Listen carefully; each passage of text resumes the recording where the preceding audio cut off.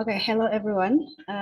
Welcome to our meeting today, to our webinar series on open science for discoverability of African research. My name is Keleto. I'm the project coordinator here at Africa Archive. And just as a background, Africa Archive is a community-led digital archive for African research communication. So we enhance visibility of African research and enable discoverability, collaboration opportunities for African scientists on the continent and globally.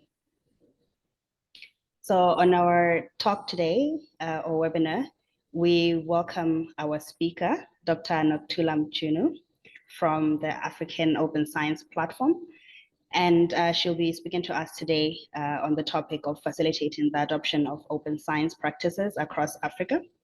And before we listen to her, I'd like to give you a background of her and the work that she has done and her experiences.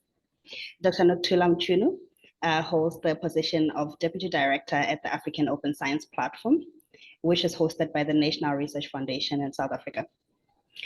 She has extensive expertise in academic outreach initiatives and popularization and the implementation of STEM activities with local communities. She previously served as a senior researcher at the Agricultural Research Council of South Africa in the Biotechnology Platform. Dr. Mchunu earned her doctoral degree in fungal genomics and spent over 15 years as a senior scholar in the Department of Biotechnology at Durban University of Technology.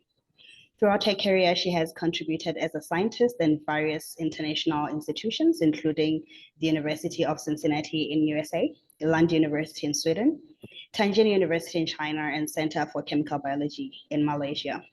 Dr. Mchunu holds the distinction of being the inaugural recipient of the Young Scientist Program established between China and South Africa.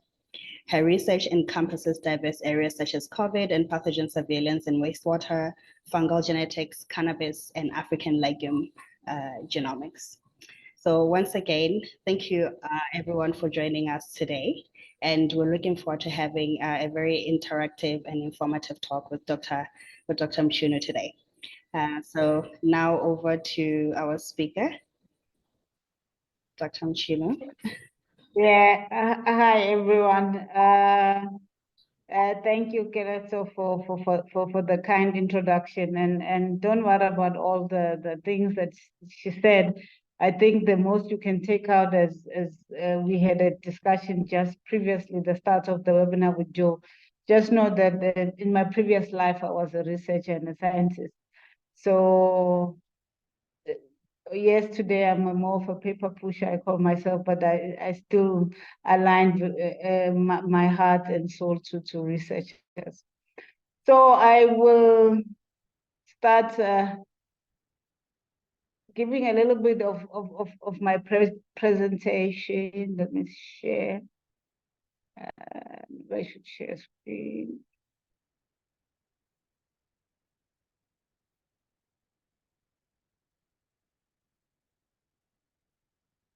Yeah, so as Keleto had indicated, I am currently serving as a deputy director at the African Open Science Platform.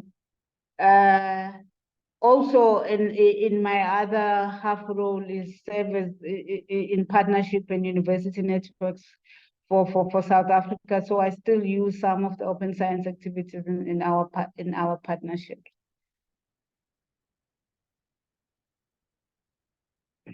So I think as a background, I will start talking about the basically where we are sitting as the continent, the agenda of what we are trying to achieve, the 2063 agenda, which is together with the Sustainable Development Goals set up globally. So we want to make sure that the continent is integrated and the idealism of owning or Pan-Africanism is entrenched or integrated into our way of thinking. We will also, in the agenda, would like to see good governance and democracy and human rights And if you look at there, we want a peaceful Africa, common heritage, people-driven, and looking at the potential for Africa. And of course, we want to make sure that Africa, or the people in Africa, are united and make sure that they're influential as a global player or in the global sphere. So this is what the 2063 agenda kind of encompasses, and I think all of us, we agree that we would like to see Africa in this. So the continent has about 1.3, 1.4 billion. It's quite big. It's 70% of the total population. The population that is economically active is only 37%. So we have leeway to grow there. And of course, we have half population on female and male. And then the median age of Africa currently is 19, so we are quite young. The GDP overall, there is some growth that we could improve, but the rest of the population, 40% of it lives below just nearly $2 a day. So these are the kind of socio-economic things that are statistics that are happening in Africa. So I want us to keep this in mind when we discuss this. The young population, but we have relatively very low economic active population, but we have a young population that we can grow into filling that space.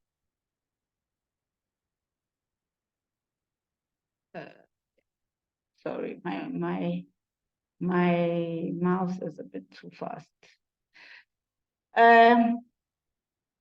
So with this, what are the challenges in the continent?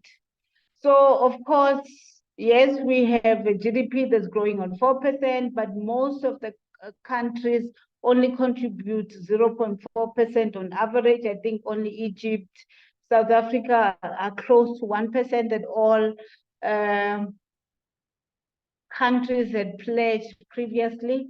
In the AU, our research output is sitting somewhere between 2 and 3% based on accepted, yes, it's up for debate who is accepting them, and per capita spending is around $100. And of course, if you think research per million of people, researchers or scientists, it's only nearly close to about 200 million.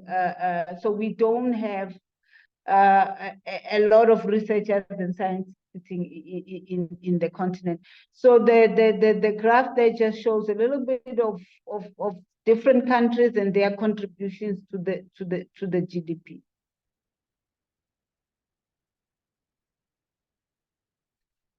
Right, and then of course, while we are talking about this, I wanted also to put the slide. I use it. We highly accept everywhere that everybody has access to the internet and the continent is digitized. But when you really dig the numbers and you look at your global north, again, I'm using this very loosely where they're sitting, and the digitalization in the global north is nearly above 90%. If you look at the other global south, the Latin America is sitting somewhere 70%.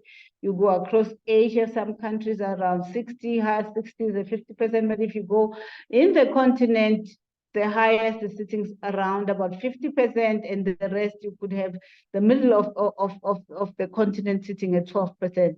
So we must think about these ideas and challenge these ideas that, again, we have access to computers or internet. It is not evenly distributed across the world, and in Africa it's even worse. So this also kind of, if you then look at, if you compare this access to internet digitalization kind of, and you can use it as a yardstick for modernization, you then have you look at what just the pandemic we went through, a distribution of COVID vaccine across the world. If you look when we were at a certain space around 2001, 2002, the distribution of vaccines, again, it followed what we would call modernization or digital access or internet access, how you name it. In Africa, we only had 8%. So again, we must also think global south. You have Latin America and Asia. We can draw that line, but again, Africa is more, has a much bigger gap to try and fill compared to our other partners in the global south. So these are the things of if you then followed what we did during COVID, there was a lot of things coming out from Africa. I've included the picture for Ebola. There's a lot of work happening in West Africa. How can we lead in this information age and generate new knowledge? So these are the challenges that we kind of live with, this kind of gap in digitalization or access to digital infrastructure kind of in overall, which perpetuate the gap in health, in economy, and of course, some of the instabilities that are happening in the continent. Then, of course, if you then talk about data and how do we share this knowledge or whatever comes out of the continent, it'd be remiss of me not to share this, although maybe the data is not as updated as it should be. We're just looking at scholarly publication, how much is open compared to how much is closed and how much we're contributing. So of course, I use South Africa and Egypt, and if you look across the other country, it actually decreases, and we need to figure out how to increase this output, where you have countries like Tunisia that still only have about 14% of their research outputs being open access or being accessible freely by everyone. So we need to figure out how we change these paradigms in order to address these challenges. So sitting within the African Open Science and in the NRF, and of course also we work very closely with our ministry. So I wanted to think about of approaching open science for today's topic, and in general, how do you use open science to promote science? When we say science, we mean everything that it encompasses knowledge generation and technology exchange and cooperation within the continent and with other stakeholders globally. So of course, this is what I was talking about. We think everybody has access to this, but not really. But how can we use this as a springboard that everybody we can use to push this agenda of sharing, of cooperation, of collaboration to promote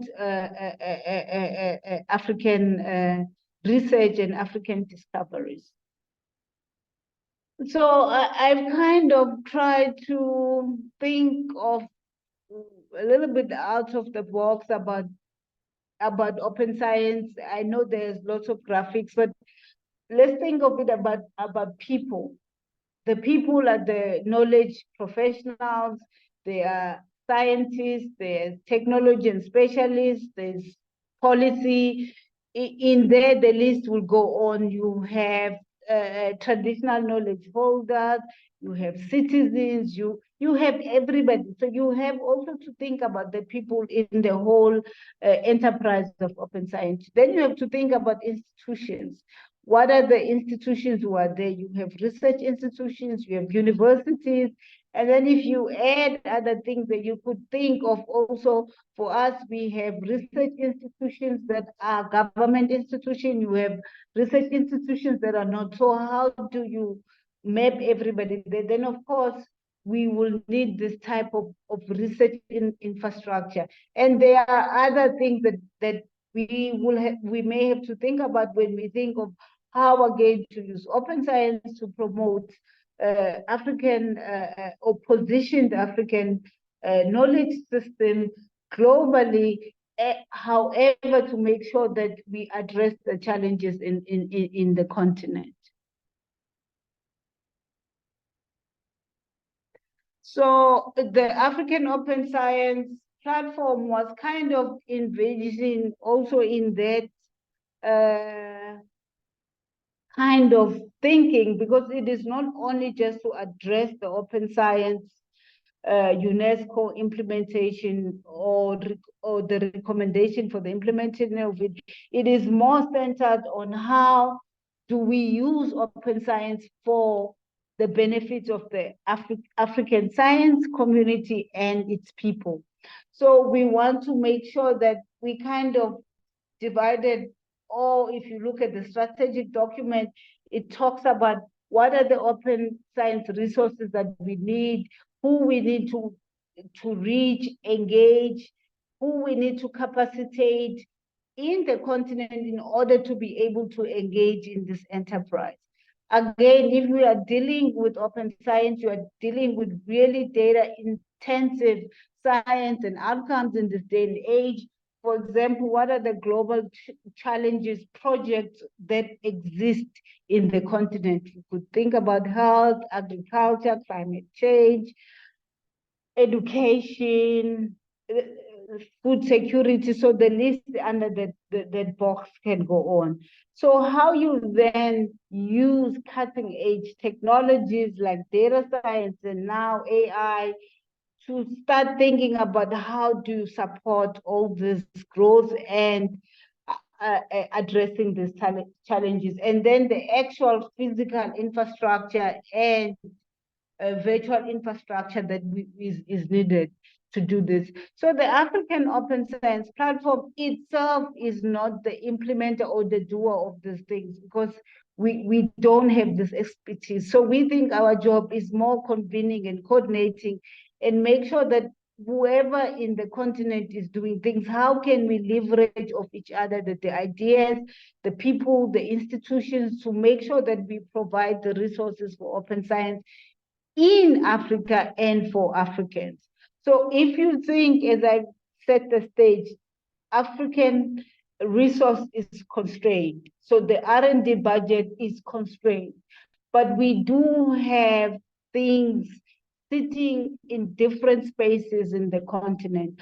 How do we leverage and coordinate these things and these institutions, its infrastructure, its people, to make sure, again, that all these resources are used in an open science principle in Africa and for the African community. So how we approach this, and of course, as I said, I am the deputy director here, is sitting at the NRF, so, and this is just the secretariat. So we went about it a little bit to try and appoint nodes in Africa. The eventuality is to cover all 5 economic blocks in Africa. Right now, we only have appointed 3, which is Southern, you have East Africa block and North Africa. We are still left a little bit with West Africa and Central Africa, and we are hoping by end of this month, the call for those nodes that will do activities in their regions will go out, and we can get nodes appointed in those regions. So we do different work. So sorry, it's not because I'm on a platform created by Africa Archive.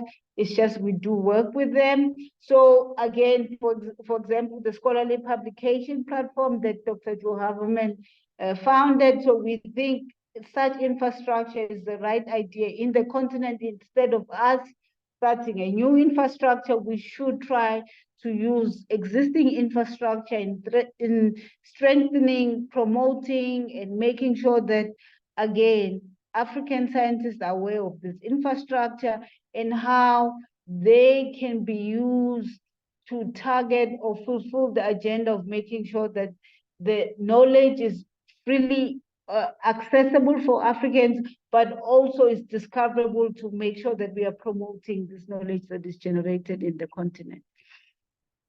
So of course, in South Africa, or also globally, South Africa holds this large infrastructure called the Square Kilometer Array, which all the world is able to access the data, the knowledge, the skills. But how can we in the African Open Science coordinate with people in this type of area into making sure that they can get data out of the SKA, they can be trained in the SKA? How can we exchange and cooperate within the open science principle that first, that the African scientists can benefit, and then it can be open globally also. And of course, we also started working on what we call the COVID Rapid Grant. So this is just an example. We're trying to work with funders on how to centralize and coordinate outputs from funding or funding challenges or funding projects that have happened in Africa, how to coordinate to make sure that we have a multilateral response and capacitate institutions and make sure the outputs from these grand challenges or from these projects are open for other countries and are open to other scientists who were not part of those initiatives. So currently, this project is coming to an end. However, we are making sure that all the outputs that came from this such an example are openly accessible, not just to 17 countries that were involved in this project, but to all 54 member states of the continent. So for us, at the end, this is what we want to engage with people to make sure how we can leverage all the hard or the physical and the virtual infrastructure. How can we have programs or capacity programs on data science or AI or data? How can we have collaborative programs and application now on the actual challenges, including health, diversity, biodiversity, agriculture? I mean, you can list all of them. Also, how we can create this network across the continent that everybody can have access to the material and the skills that are involved in this very data-intensive age that we live in. And of course, it is vitally important, and I think we may think that the open access fight has been won, not really, but we really still need that strong network in the continent for open science access and open access itself, and having these dialogues and platforms like this that we are having today. So thank you, everyone. I'll stop here for today, and I hope I haven't bored anyone. Thank you again for Africa Archive and Access to Perspective, and thank you again for having me on this webinar and discussing the African Open Science Platform, but in general, how we think we should approach the open science tools or open science as a way to achieve what we require to achieve in the continent. Thank you. I'll stop sharing. Thank you very much, Dr. Mchunu. It was such a pleasure listening to you, a very enlightening presentation indeed. I like the fact that you're really emphasizing on the need for networking within Africa as a way of promoting research and its discoverability as well. That's a very important point that I have taken out from the presentation personally. Right now, I think I'll just take questions from the audience. If you have anything that you'd like to ask, add on, comment, this is the time.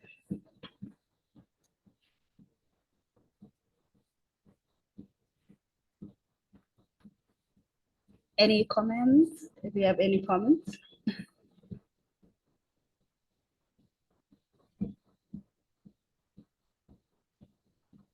Or maybe from the chat. Do you have any questions from the chat, Ibuka? No, we don't have any for now, but I'll keep an eye. Okay, no questions. Okay, maybe just a very Sorry. Yeah, somebody just dropped the question now. Oh, okay, all right. So would you prefer I read it out, or do you want to read it out? You can read it out, please. Thank you. Okay, it says, can I ask what incentives do you see promoting open research? Can you repeat it? Can you repeat it again, please? Can you hear me? I repeat it again for. Okay, the question says, it's trying to ask about the incentives that are there in promoting open research. Okay. Yeah. Yeah. Thank you for the question from the participant. That's a really tough question, and it's not a tough question. It is an obvious question. However, the answer is tough to come out for all the stakeholders to put something on the table. So my answer to this question is that there's two things. We need incentives for the researchers, and I always say that the researchers, the reason why we have the research system that we have is that it's awarding this type of closed publication or for commercial publication, and this is how the system is set. So I think that the basic thing, the first thing that we need to do is look at how can we incentivize researchers and scientists in their career, basic promotion, and if they participate in this way of open science type of doing their research. Also, we will need to figure out also what are the, not only incentive, what are the stick or the roadblocks that we have to put or dissuade people from continuing as a status quo. So I normally, first and foremost, the first, the researchers themselves have to ask themselves why they are doing the research. Usually, any researcher in their proposal, they will say they want to help a particular community. But after the completion of the study, it is quite rare that researchers will go back to the community or the people who have a problem and inform them, even if it's a basic solution. This does not happen. So I think on the side of the researchers, the mindset and attitude needs to kind of like change on how we think about open science and what it means or why we conduct research. And then two, the system has to change on the side of, I would say, executive or institution, and then how do you reward those people who are doing that? And of course, it's obvious you need to put in promotion policies. I mean, hard cash, I would say, for people who are participating in this, and it's the only way. We cannot keep doing that, saying it's the right thing to do, so people must do it. Eventually, we will have to put something on the table for the researchers and the scientists. Okay, thank you very much. I see a hand, Samilo. We can go ahead and ask the question. Thank Samilo, you. Yeah. Thank you, Nokuthula, for the presentation. I really enjoyed it. Yeah, I liked the part where you said we should focus on the people and looking at institutions and policies. I think that's a vital point when we talk about the issues of open science. What I want to say is when you talk of open science, I mean, it's making research open and accessible for everyone. But what happens here is the burden. Okay, I'm saying burden. I'm putting burden in quotes. It is moving from the reader to the author. So the author now takes like the brunt of the whole publication process, because once, of course, education is, knowledge is made open, but the author has to pay APC. They have to pay for their thing to get it. Prior, you would pay to get access to whatever information you want. But now there's this shift now where that brand is going to the author. So the things that we should be talking about now is how do we take this burden from the author, from the one who's producing the knowledge. How do we bring in our libraries and come up with policies where maybe we reduce APCs and the author doesn't? Because I'm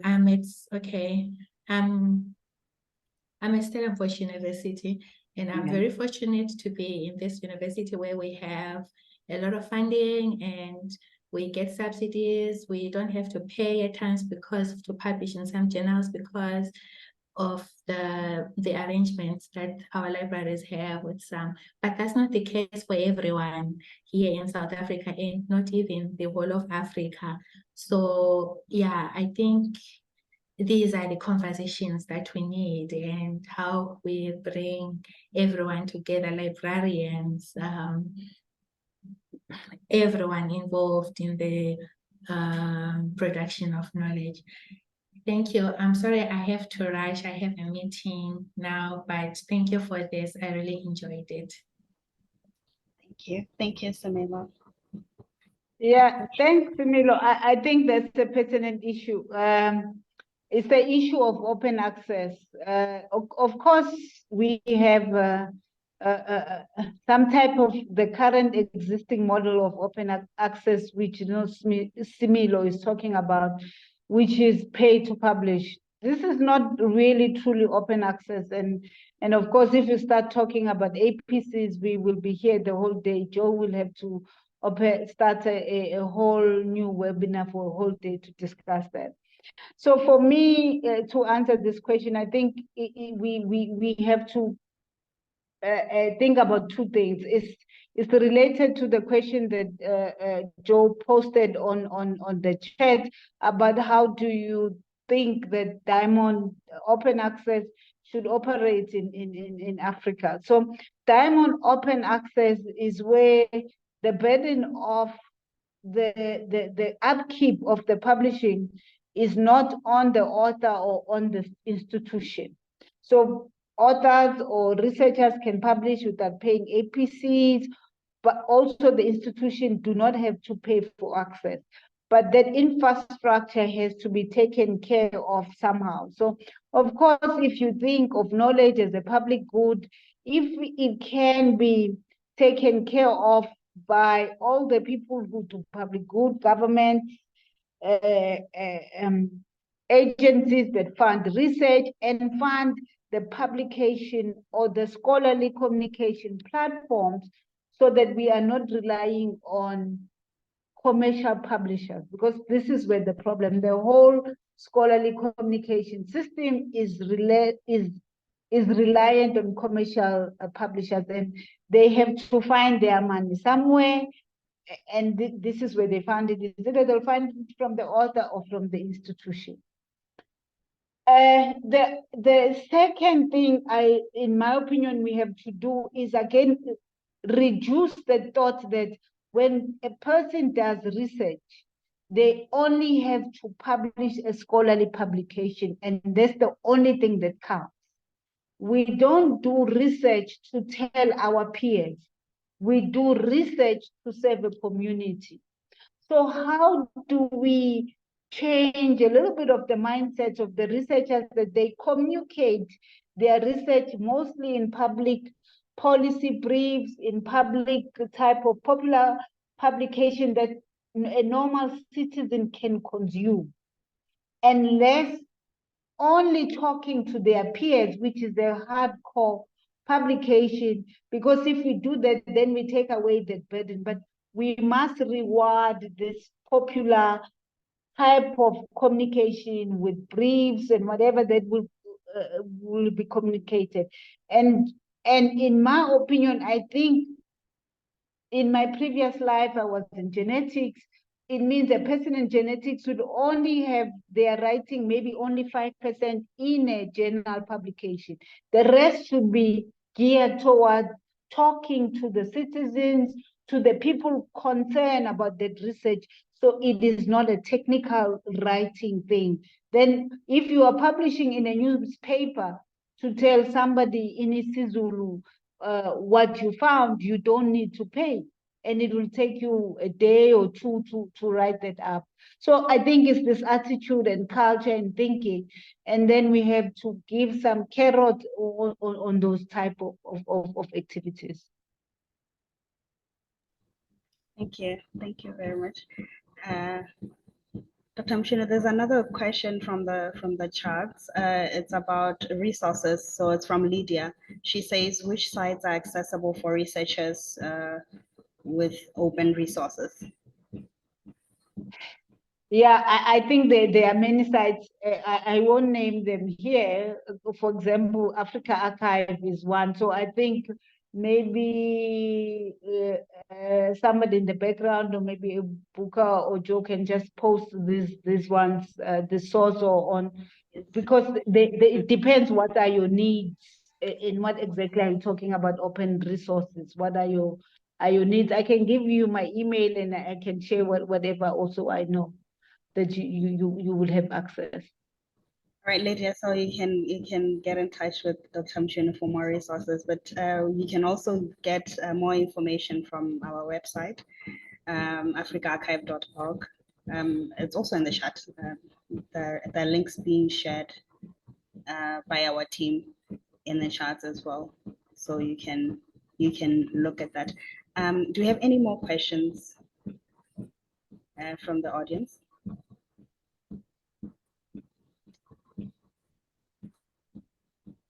Okay, I'm just going to read something from, this is from Anelda. Anelda says, how do you think peer review would come into play? So she says, thank you for your presentation. I find your comment about primarily publishing in places meant to serve communities as an interesting thought. How do you think peer review would come into play there? Yeah, that is kind of something that we have to think about, but we sometimes I feel when we ask that question, we are assuming that the current peer review system of commercial publishing is working, which is not working. Because if you look at retraction and what you've been seeing going on in the world, where top researchers in what we consider high universities in the global north having to resign their post because of fraudulent behavior in publishing. So I think we need to also think that the current system itself is not perfect. So when we talk about the peer review type of thing in an open access, open science practice, we have to think about this.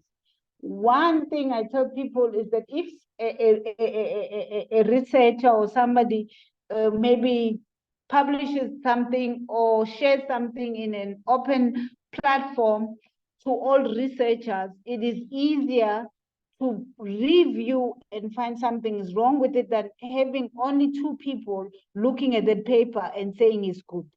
So by immediately sharing it, you are opening yourself up for criticism, and that is peer review. So this is what we need to think of. However, most of the time, what I've seen, and especially in my field, is that you find that most of the things, the methodologies are repeated, they are the same. So we take all this long to repeat the same thing that somebody said or used, and you kind of applied it in something else. And again, if you use this open or public type of a review system where people can discuss and criticize your paper because it's freely available, by a month somebody will already, or 10 people, if it's really wrong, they would have said. But if you send it to two publishers and let's say Keleto send this to me and Joe, because we know her, we say everything is good, then it's published. Then it's very hard for people, and then people accept it as truth. But if you put up work and you kind of say that it is not peer reviewed, but this is what I found, people can input, not as in peer review, input and make sure that that work is up to scratch. The other thing is that in the research area itself, we could think about a more start to finish instead of only peer reviewing the finished product. If we have open proposal in the writing process, and when you perform your methodologies, people kind of input your system as you go. So by the end, you've kind of been peer reviewed by your community of practice, whichever community of practice. And this is why sharing is very important, because if your community can see what you are doing, it's easier for the whole community to critique instead of one person. And then by the time you write a popular publication, it is kind of succinctly taken that it has been taken from this work. I hope I have answered some of it in the question, but I must admit that the peer review system, even in the open science practices, we still need to think about it and experiment until we find the right word, the right one that, or right ones, because it won't be one that will work for the system. That's true. Right. Thank you very much. There's another question from Heta and one from the chat. So I'll start with the one from the chat because that came first. Heta, then you can go second, and then Dr. Mchunu will answer 2 of your questions. The other one says, it's from Geek. She says, I have my research on the university's repository, and it is classified as unrestricted, although it seems it's only for those that are registered with the university. Is this an aspect of open access, or can you share how students can ensure that their research is open to all? So that's one question. And then Heta, you raised your hand, you can ask. So Dr. Mchunu can answer both questions. Okay, can you hear me? Yes. Can you hear me? Okay. I want to ask, I have placed one of my articles on open access. So in theory, we are saying that it's good to use. Well, I'm very much in favor of open access, but I have to point out that what happens in practice, because there isn't any formal process associated with the UNISA archive. You place your article on there, then the onus is on the author to invite reviewers. As far as I can remember, I have invited at least 14 specialists I've invited that I know they're interested in information science and so on. I've had many rejections and non-responses. I've had one person commit to doing a review for me, and that person is still busy with it since, I think, November last year. So I have to caution, just saying in practice, it's not so easy because there's no formal system in place. I am aware, so I'm also a publisher while I'm let's say an emerging academic. I've completed my MA. This was an article based on my PhD, on my MA. So I'm alerting South Africa that it's not so simple to place it online and hope for a review. This article I wrote is 22 pages of a high standard.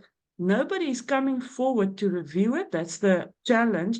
It's not as if because it's out there, people are, and it's not as if I haven't invited the right specialists. They have no motivation. Who am I? They can't care about what I do. So it's a bit tricky, but I'm aware that at the Stockholm University Library, they have an open and revolving peer review.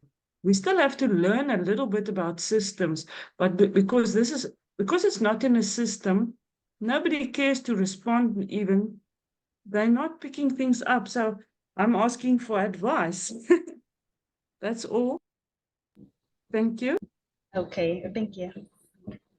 Yeah, I think Yeah, I think these two questions are kind of related because we are talking about institutional repositories that are sitting in the institution. Yes.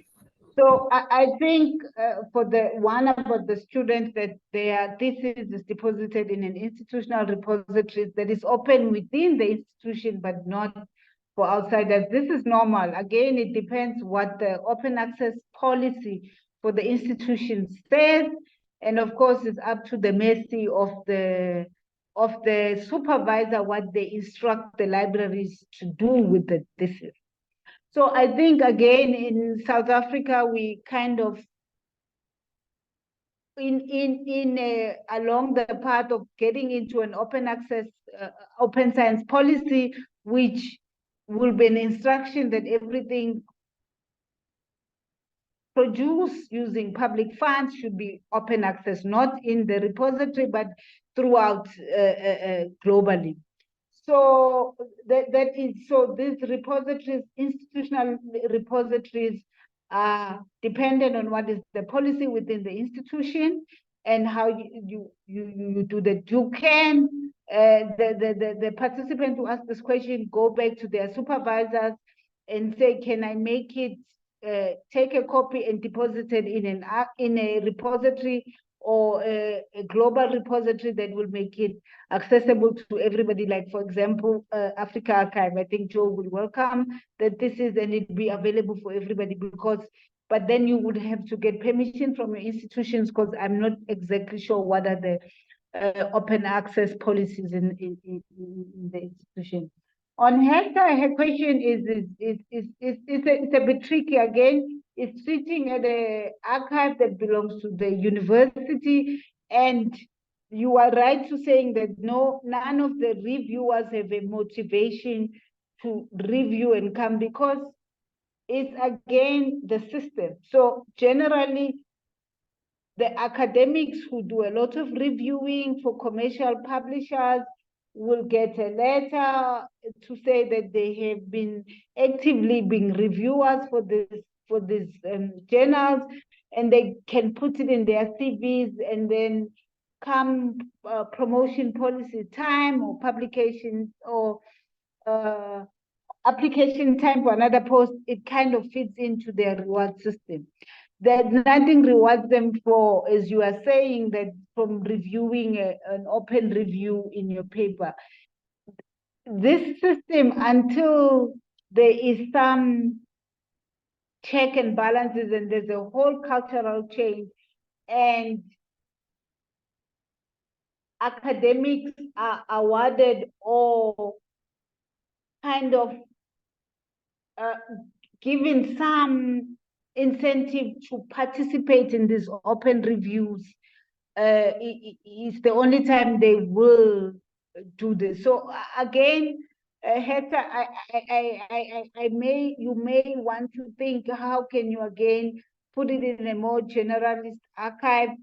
We are thinking very hard with many people, how do we connect institutional repositories as a network so everybody can kind of get into each other's repositories. Again, you have to have policies that speak to each other. And two is how each community of practice builds an open community that is dedicated into these open science activities.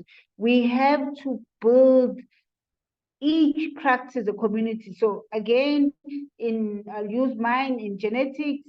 If we are using an open review system and you haven't built the community of network to get involved in this system, it will actually help with this peer review, because they'll be part of this open peer review system. Two, the other pressure is, and I've seen a comment, is what I said, there's too many papers going for publication because this is what we currently rewarded. How do we change that pressure to publish more on popular publication so that only things that critically need critical evaluation by the community is put out there to do that, so that the communities of practice or the experts are not stretched out, that they can only review one paper and then they can't do a lot, and then they ignore some of these requests. So the whole system change and attitude has to talk to each other. If you only try to move one, it is kind of difficult to change the whole system. I think I will stop there. We are almost running out of time and give other people if we still have questions. I think what Dr. Mchunu was addressing is the challenges that I think every researcher will sort of come across when they're transitioning to open science. So do we have any more questions? I can see that the chat is also very active. People are commenting and asking. That's very good. Do we have any more questions? I think maybe just one last one. Dr. Mchunu, what other challenges do you think researchers or scientists will may come across when they're trying to transition to open science, and how can they overcome those? Yeah, I think we kind of indirectly touch of them. It's mostly, the biggest one is cultural change and behavioral change. As researchers, we are used in behaving in a specific way. We are used to in a specific type of system. Even if we want to change, it doesn't come automatically. We fall back on our old behaviors. So it is kind of, if you tell a researcher to write a popular publication, it took me long. It's like, what do you mean? That is not science. It's all, that's not research. So I think, and then you need to interrogate what is it that you were trying to do to begin with. So a whole system cultural change, why we do research and who do we do it for? That's the biggest one. And then I think too is lack of policies to support the change of behavior. So it's many policies. On one that was touched here, research reward, infrastructure policies, the whole systematic behavior that, especially in Africa, that will kind of support this type of change of behavior. And as people who are in open science, we need to go to the communities. I think awareness is, we've been talking about open science for long, but we talk among ourselves. How do we go to the communities of practice, not communities of practice, and come to us and say, okay, this is open science. I've been in a room where I once went to, I don't know if you know cartography. It's people who make maps, and most of them haven't heard about open science. So if you start from scratch. So I think it's the things that we need to go to communities of practice, speak about it, so that they can think about what does it mean for them and how then we form these networks. And I think if you can do those three, awareness and have policies, and then kind of have a whole systematic cultural change, it will work. And then open science is huge, it's so many things. But I think as a community or as Africans, we need to pick some of the imperatives and just stick to them and stick on it and try to get somewhere so that we can achieve something. Okay, thank you very much. So integration, community engagement, I think that's my take home from the last part. So I think that brings us to the end of our talk. Thank you very much, Dr. Mchunu, for an enlightening conversation, and the audience who participated. Let me just say that if there are any more questions or any more comments, you can email us, or for more information, just visit our website, africaarchive.org, where you can find the recordings and other related material. So to conclude, I think I'll pass to my colleague, Ebuka. All right. Thank you so much, Calypso, and thank you all for joining us today, especially to our guest, Dr. Nokuthula Mchunu. It's indeed an honor that we have you as our guests today. And I also want to thank our audience for making out time to, join us in this session. So we've been talking on the topic, facilitating the adoption of open science practices across Africa. So thank you all for joining us. And then our webinar session that we had today is the first for the year, and we have many more exciting webinars and speakers in our subsequent sessions. So our next webinar session will be on March 14th. And our guests are going to be Maria Guerrero and Sarah Lippincott from Riyadh. So we hope that you all will join us as you did today. And thank you all again for joining us, and see you in our next webinar session. Thank you all. Thank you, everyone.